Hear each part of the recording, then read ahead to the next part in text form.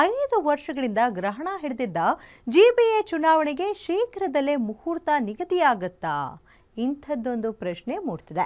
ನಗರಾಭಿವೃದ್ಧಿ ಇಲಾಖೆಯಲ್ಲಿ ಆಗ್ತಿರೋ ಬೆಳವಣಿಗೆ ಇದಕ್ಕೆ ಪುಷ್ಟಿ ನೀಡ್ತಿದ್ದು ಟಿಕೆಟ್ ಆಕಾಂಕ್ಷಿಗಳಲ್ಲಿ ಆಸೆಯ ಕಟ್ಟೆಯೊಡೆದಿದೆ. ಶೀಘ್ರದಲ್ಲೇ ಜಿಬಿಎನ 5 ಪಾಲಿಕೆಗಳ ಎಲೆಕ್ಷನ್. ಮೀಸಲಾತಿ ಪಟ್ಟಿ ಸಲ್ಲಿಸಿದ್ರೆ ಎಲೆಕ್ಷನ್ಗೆ ಅಸ್ತು.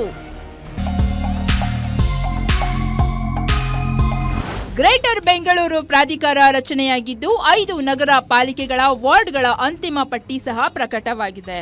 ಒಟ್ಟು ಜಿಬಿಎ ವ್ಯಾಪ್ತಿಯಲ್ಲಿ 369 ವಾರ್ಡ್ಗಳನ್ನು ಗುರುತಿಸಲಾಗಿದೆ. 10 ವರ್ಷಗಳ ಬಳಿಕ ಚುನಾವಣೆ ನಡೆಸಲು ಸರ್ಕಾರ ಸಿದ್ಧತೆ ನಡೆಸಿದೆ. ಇದರಿಂದ ಬೆಂಗಳೂರಿನ ಸ್ಥಳೀಯ ಆಡಳಿತಕ್ಕೆ ಹೊಸ ಅಧ್ಯಾಯವನ್ನ ತೆರೆಯಲಿದೆ. ಇದರ ನಡುವೆ ಇದೇ ತಿಂಗಳ 25ರಂದು ಸುಪ್ರೀಂ ಕೋರ್ಟ್ನಲ್ಲಿ ಚುನಾವಣಾ ಸಂಬಂಧ ಅರ್ಜಿ ವಿಚಾರಣೆಗೆ ಬರಲಿದೆ. ಅಷ್ಟರೊಳಗೆ ವಾರ್ಡ್ ಮೀಸಲಾತಿ ಪಟ್ಟಿಯನ್ನ ಅಂತಿಮಗೊಳಿಸುವ ಜವಾಬ್ದಾರಿ ನಗರಾಭಿವೃದ್ಧಿ ಇಲಾಖೆ ಮೇಲಿದೆ. ಹೀಗಾಗಿ ಇನ್ನೊಂದು ವಾರದೊಳಗೆ ಮೀಸಲಾತಿಯ ಕರಡು ಪ್ರತಿ ಪ್ರಕಟ ಮಾಡಲು ಸಿದ್ಧತೆಗಳನ್ನ ಮಾಡಿಕೊಳ್ಳಲಾಗ್ತಿದೆ.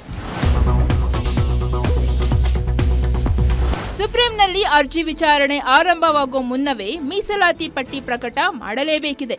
ಅಷ್ಟೇ ಅಲ್ಲದೆ ತಿಂಗಳಾಂತ್ಯಕ್ಕೆ ಜಿಬಿಎ ಚುನಾವಣಾ ಪ್ರಕ್ರಿಯೆಗೂ ಚಾಲನೆ ನೀಡಬೇಕಿದ್ದು ಅರ್ಜಿ ವಿಚಾರಣೆ ವೇಳೆ ನಗರಾಭಿವೃದ್ಧಿ ಇಲಾಖೆ ಅಫಿಡವಿಟ್ ಸಲ್ಲಿಸಬೇಕಿದೆ. ಸದ್ಯ ಜಿಬಿಎ ವ್ಯಾಪ್ತಿಯ 5 ಪಾಲಿಕೆಗಳಲ್ಲಿ 369 ವಾರ್ಡ್ಗಳಿದ್ದು ಜಿಬಿಎ ಚುನಾವಣೆಗೆ ಏನೆಲ್ಲ ಸಿದ್ಧತೆ ಮಾಡಿಕೊಳ್ಳಲಾಗಿದೆ ಅನ್ನೋ ಮಾಹಿತಿ ನೀಡಬೇಕಿದೆ.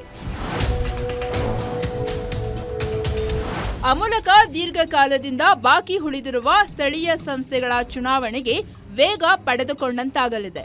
ಈ ಹಿಂದೆ ಬಿಬಿಎಂಪಿಯಲ್ಲಿ 2015ರಲ್ಲಿ ಚುನಾವಣೆ ನಡೆದಿತ್ತು.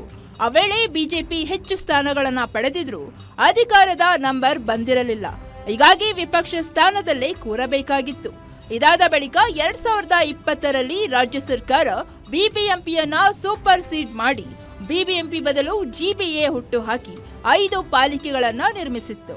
ಇದೀಗ ವಾರ್ಡ್ಗಳ ಸಂಖ್ಯೆ ಹೆಚ್ಚಿಸಿ ಹೊಸ ಮೀಸಲಾತಿ ಪಟ್ಟಿ ಪ್ರಕಟ ಮಾಡಿದ್ದೇ ಆದಲ್ಲಿ ಯುಗಾದಿ ವೇಳೆ ಹೊಸ ಪುರಾಪಿತೃಗಳು ಆಯ್ಕೆಯಾಗೋ ಸಾಧ್ಯತೆ ಇದೆ. ಉಲ್ಲಾಸ್ ಎಸ್ ಕಿರುವಾಸೆ, ಗ್ಯಾರಂಟಿ ನ್ಯೂಸ್, ಬೆಂಗಳೂರು.